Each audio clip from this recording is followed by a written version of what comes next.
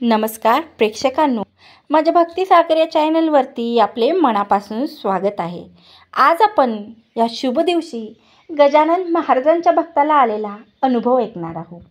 तो वारकरी की देवदूत। जय गजानन। गजानन विजय ग्रंथाचा रोज एक अध्याय वाचण्याचा माझा नेम। त्या दिवशी पहिला अध्याय होता, वाचनास प्रारंभ झाला। दासगुणींनी प्रारंभी सर्व देवदेवतांना वंदन केले आहे। त्यात मी वाचू लागलो, हे दुर्गे तुळजे भवानी, हे अर्पणे अंबे मृडानी, देवी तुझं वरत पाणी दासगणूच्या शिरावर। ह्या ओव्या वाचता वाचता डोळे भरून आले आणि मी अंथरुणावर पडल्या पडल्या ढसाढसा रडू लागलो। हो, गेले 2 महिने मी अंथरुणावरच होते। जानेवारी 2012ची घटना। अगदी सकाळी मी मुलांना सूर्यनमस्कार शिकवण्यासाठी म्हणून शाळेत गेले आणि गाडी स्टँडवर लावताना माझा अंदाज चुकला, दुर्लक्ष झालं आणि माझीच गाडी माझ्या अंगावर पडली। अपघात विचित्र झाला, पण फारच गंभीर झाला। माझ्या डाव्या हिप जॉईंटला प्रॉब्लेम येऊन जांघेतील वॉल मांडीच्या हाडापासून वेगळा झाला। असह्य वेदना होत होत्या। मला डॉक्टर नावंदर यांच्या हॉस्पिटलमध्ये ॲडमिट करण्यात आलं। डॉक्टरांनी मला तपासलं आणि त्यांचा चेहरा गंभीर झाला। ते म्हणाले, ऑपरेशन करावं लागेल, पण जरा कॉम्प्लिकेशन वाटते। मी अशी बरीच ऑपरेशन केली आहे, पण ह्या केसमध्ये 50-50 चान्सेस आहेत। आपण प्रयत्न करू, पण शक्य आहे जन्मभराकरिता कुबडी अथवा काठीचा आधार घ्यावा लागू शकेल। मी प्रयत्न करतो, पण यश भगवंताच्या हाती आहे। शस्त्रक्रिया नीट होणं आणि नंतर नीट चालता येणं असे 2 टप्पे आहे। तुम्ही देवाला प्रार्थना करा। माझी श्रद्धा गजानन महाराजांवर आहे।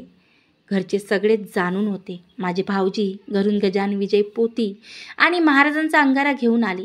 मी सद्गुरू श्री गजानन महाराजांना हात जोडून म्हटलं, महाराज, मी अज्ञानी भक्त, यातील काही जाणत नाही।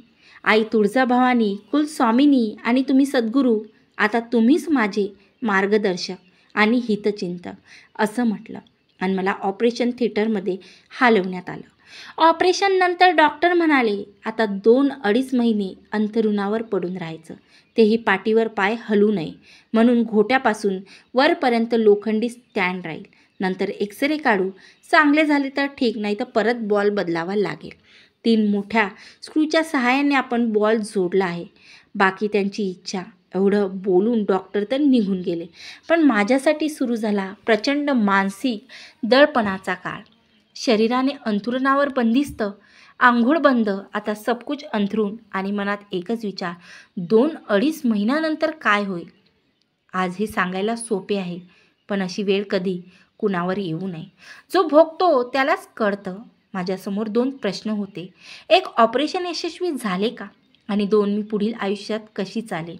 आणि या दोन्ही प्रश्नासाठी माझ्याजवळ आधार होता एकच, समर्थ सद्गुरू श्री गजानन महाराज।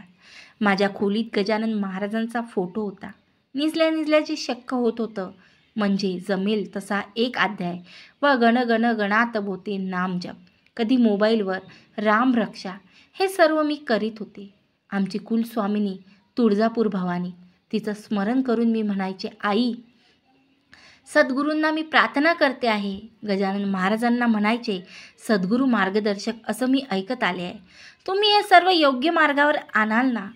मला रडायला येणं हा माझ्या मनातील भावनांचा उद्रेक होता। मानसिक परीक्षेच्या या काळात मी अनेकदा रडले, कधी खिन्न झाले तर कधी अतिशय आर्तपणे महाराजांना कबूल केलं। म्हटलं, मी या परिस्थितीतून सुखरूप बाहेर पडले तर तुमच्या मंदिरात प्रगट दिनाचा महाप्रसाद करेल, मला बरं करा। मी अकोला ते शेगाव पायी वारी करेल। आणि आता निकालाची घडी जवळ आली। ऑपरेशन जमलं का, या प्रश्नाचं उत्तर मिळणार होतं।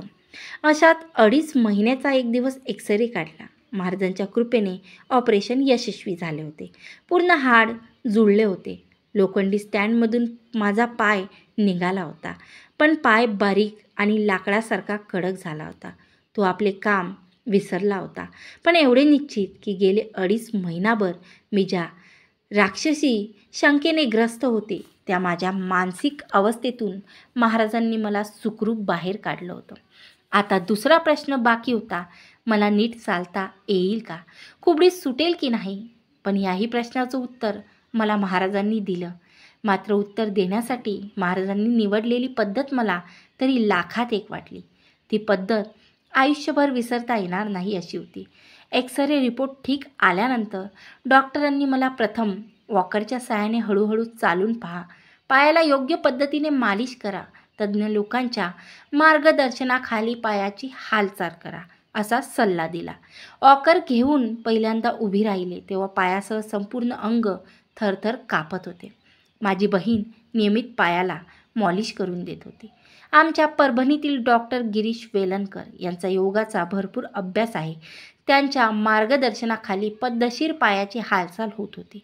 जवळपास 1.5 महिन्यानंतर डॉक्टरांनी कुबड्याच्या सहाय्याने चालण्याचा सल्ला दिला. आता मी कुबड्या घेऊन चालू लागले होते. विचारपूस करायला हितचिंतक घरी यायचे, जो तो आपल्या परीने सल्ला द्यायचा. अपवाद वगळता प्रत्येकजण कुबड्यांची प्रॅक्टिस चालू ठेवा, एकदम सोडू नका, पहा बरं घसराल, सांभाळून चला, कुबड्या सहजासहजी सुटत नाही बरं मॅडम, असं सारखं बोलायचा. एखाद्या गोष्टीला वारंवार मनावर बिंबविल की मन ती गोष्ट स्वीकारायला न कळत तयार होतं. मला मनात वाटायला लागलं की कुबड्याच्या दीर्घकालीन आपली सोबत करणार. घरी तेच, रस्त्यावर थोडं बाहेर पडलं तरी तेच. आमच्या घराजवळ सद्गुरू नगरला असलेल्या गजानन महाराजांच्या मंदिरापर्यंत मी कुबड्या घेऊन जाऊ लागली. नित्यप्रमाणे मी निघाले, पण त्या दिवशी सकाळी काही वेगळंच घडलं. मला आठवतं, ती जूनची 7 तारीख होती, गुरुवार, महाराजांचा वार. सकाळी 5-5:30ची वेळ असेल. मी मंदिराच्या जवळ पास होते. रस्त्यावर अन्य कुणीही नव्हतं. तशाच समोरून अचानक एक माणूस माझ्या दिशेने चालत आला. अंगावर पांढरे शुभ्र कपडे, अगदी शेगाव पंढरपूर वारकरी घालतात ना तसे. तो थेट माझ्या समोर येऊन उभा झाला. माझ्याकडे पाहू लागला. म्हणाला, अगं बाई, ती कुबडी सोड आता. त्यावर मी त्याला ऑपरेशनचं आणि डॉक्टरांनी कुबडी दिल्याचं सांगितलं. तसं तो म्हणाला, हो, मला सगळं माहिती आहे. मी वारकरी, मी तुळजापूरलाही जाणार, मी पंढरपूरलाही जाणार आणि सर्वच जाणार. त्याने त्याचा उजवा हात त्याच्या छातीवर ठेवला आणि विश्वासात घेत एखाद्याला सांगावं तसं मला म्हणाला, तू आता बरी आहेस. मी सांगतोय ना तुला, कुबडी सोड, चालून बघ, असं म्हणत तो दूर निघून गेला. ज्याला याआधी मी कधीच पाहिलं नव्हतं. नंतरही तो माणूस कधीच दिसला नाही. तो माझ्या मनात विश्वास निर्माण करून निघून गेला. मी घरी जाऊन मिस्टरांना हे सांगितलं. ते म्हणाले, कुबड्या भिंतीला टेकून ठेव आणि चालून बघ. अहो आश्चर्य, मला नीट चालता येत होतं. महाराजांनी माझं ऐकलं होतं. आता नवस पूर्ण करण्याची जबाबदारी माझी होती. मी आमच्या त्रिमूर्तीनगर येथील गजानन महाराज मंदिरात 2013च्या प्रगट दिनाला 5,000 ते 6,000 भक्तांसाठी महाप्रसाद केला. मात्र काही कारणाने पदयात्रेचं राहून गेलं. यंदा दिवाळीच्या सुमारास आम्ही अकोला शेगाव पदयात्रेसाठी दिवसही निश्चित केला. पण माझ्या उजव्या पायाला पुन्हा थोडा अपघात झाल्यामुळे ती वारी राहिली. पण माझा मुलगा शशांक मला म्हणाला, आई, तुझ्यासाठी मी ही पदयात्रा करून येतो. आणि त्याने ती यात्रा केली. यावर आमचे एक स्नेही मला म्हणाले, अहो, तुमच्या मुलांनी मातृऋणातूनच मुक्त होण्याचा प्रयत्न करीत असताना तुम्हाला गुरुऋणातून थोडी मोकळीक मिळवून दिली. त्याचं म्हणणं मला थोडं पटलं. पण आता गजानन महाराज माझ्याकडून वारीचं सत्कर्म केव्हा पूर्ण करून घेतील याकडे मी लक्ष ठेवून आहे. बाकी मनातल्या मनात जप चालू आहे. श्री गजानन जय गजानन, श्री गजानन जय गजानन. माऊली भक्त हो, सौ श्यामा हेलसकर परभणी यांचा हा अनुभव आपण ऐकलेला आहे. तुम्हाला हा अनुभव कसा वाटला नक्की कॉमेंट्स करून सांगा आणि जय गजानन कॉमेंट्स करायला विसरू नका. धन्यवाद. गण गण गणात बोते.